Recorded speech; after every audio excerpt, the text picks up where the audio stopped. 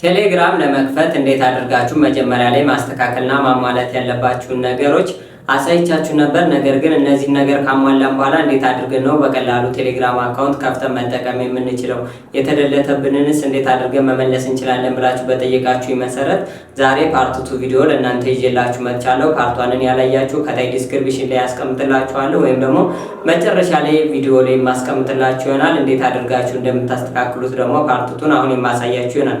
መጀመሪያ የምታደርጉት እናንተ ቴሌግራማችሁ ብዙውን ጊዜ እናንተ በአሁኑ ሰዓት እየተጠለፈ ምናምን ስለሆነ እንደዚህ አይነት አላስፈላጊ የሆኑ URL ሊንኮችን መጠቀም ወይም ደግሞ መንካት የለባችሁም። ይህንን በምነኩበት ሰዓት ግን ለእናንተ ስልክ ቁጥራችሁን እንድታስገቡ ይጠይቃችኋል። በመቀጠልም እናንተ ቴሌግራም ላይ የሚላክላችሁ ቁጥር አለ፣ ያን እንድታስገቡ ይጠይቃችኋል። በመቀጠልም ያን ቁጥር በምታስገቡበት ሰዓት እናንተን ያስወጧችኋል። እነሱ ደግሞ የእናንተ ቴሌግራም አካውንት ተጠቅመው እናንተ ጓደኞቻችሁን ወይም ደግሞ የተለያዩ ቤተሰቦቻችሁን ችት እያደረጉ እያጭበረበሩ ይሰሩበታል ማለት ነው። እናንተ ያ ነገር እንዳይፈጠር አላስፈላጊ የሆኑትን እንዲሁም ደግሞ ከማታውቁት ሰው የሚላክላችሁን ሊንኮች በቀላሉ ነክታችሁ መክፈት የለባችሁ ማለት ነው። ይህንን ነገር ካስተካከላችሁ የእናንተ ቴሌግራም በቀላሉ እስከምትጠቀሙበት ድረስ ከእናንተ ስልክ ላይ ሳይን አውት አይሆንም ማለት ነው።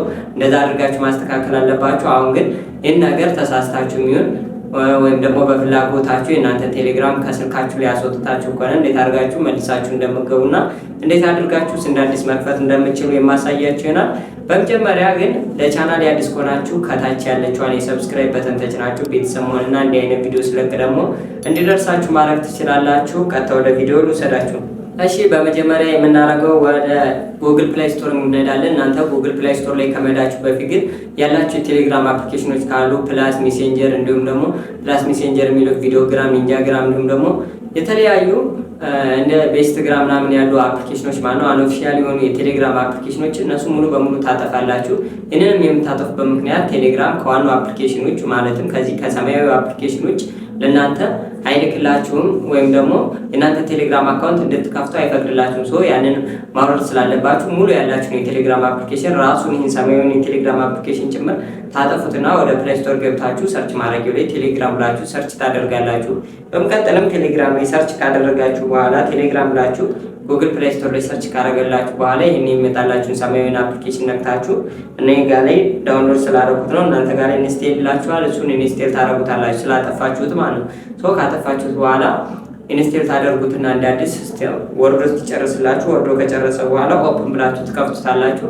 በመቀጠል እናንተ ካንትሪ ኮዳችሁን ወይም ደግሞ የምኖሩበትን ሀገር ሴሌክት ታደርጉለታላችሁ ቁጥሩ ማለት ነው። ይሄንን ቁጥር ሴሌክት ካደረጋችሁለት በኋላ በቀላሉ ኔክስት ትሉታላችሁ። ማን የእናንተን ስልክ ቁጥር ሞልታችሁ የእናንተን ስልክ ቁጥር ምንም ሳትሳሳቱ የሳፋሪኮም የሚሆን የኢትዮ ቴሌኮም 0 እንትታችሁ የሳፋሪኮም ከሆነ +251 7 ብላችሁ የኢትዮ ቴሌኮም ከሆነ ደግሞ +251 9 ብላችሁ ስልክ ቁጥራችሁን ካስገባችሁ በኋላ ኔክስት ትሉታላችሁ። በመቀጠልም ጉግል አካውንት ይጠይቃችኋል። እናንተም ይሄንን ጉግል አካውንት የምታስገቡለት የምትጠቀሙበት ፓስወርድ የምታውቁት ቢሆን ይመከራል። ምክንያቱም ከዚህ በኋላ በምትወጡበት ሰዓት ተመልሳችሁ እንድትገቡ ያ ጉግል አካውንት ስለሚያስፈልጋችሁ የግዴታ የምታውቁት ጉግል አካውንት ቢሆን ይመከራል። ካልሆነ ግን የእናንተ ጓደኛችሁ ወይም ደግሞ የቤተሰብ ፓስወርድ የሚያውቀው የጉግል አካውንት ተጠቅማችሁ በቀላሉ ትሞሉለትና በዛ ጉግል አካውንት የሚላክላችሁ 6 ዲጂት ቁጥሮች አሉ። እነሱን በምታስገቡበት ሰዓት በስልካችሁ ዘንዳ ቀጥታ ይደወላችኋል ማለት ነው። ከውጭ ነው የሚደወላችሁ። ይህንንም ቁጥር ደግሞ እናንተ ስልኩን በምታነሱበት ሰዓት ለእናንተ 5 ዲጂት ቁጥሮችን ይነግሯችኋል። እነዛን ቁጥሮችም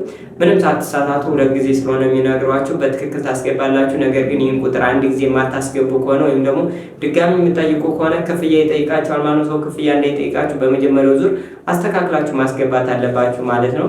ልክ እንደዛ አድርጋችሁ ስልክ ቁጥራችሁን ካስገባችሁ በኋላ ቴሌግራማችሁን ልክ እንደዚህ ከፍትላችሁና አክሰስ ማድረግ ትችላላችሁ። ከዚህ በተጨማሪም ደግሞ ያው ለጥንቃቄ እንዲሆናችሁ በድጋሚ ማሳስባችሁ እንደነዚህ አይነት ሊንኮችን በሚላክላችሁ ሰዓት እናንተ ዝም ብላችሁ እንዳትከፍቱ ወይም ደግሞ ደውላችሁ ከጓደኛችሁም ከሆነ ከቤተሰብ አረጋግጣችሁ መንካት አለባችሁ ማለት ነው። ካልሆነ ግን ሊንኮችን በቀላሉ ገንዘብ መስሪያ ናቸው እንዲሁም ደግሞ የተለያዩ ቪዲዮዎችን ታገኙበታላችሁ ምናምን ተብሎ የሚላኩ ሊንኮችን በቀጥታ መንካት የለባችሁ ማለት ነው። ይህን ነገር ካስተካከላችሁ ቴሌግራም እናንተ ሳይን አውት ሳትፈልጉ በራሱ ጊዜ አይሆንም ማለት ነው። ይህንን ነገር በማስተካከል መጠቀም ትችላላችሁ።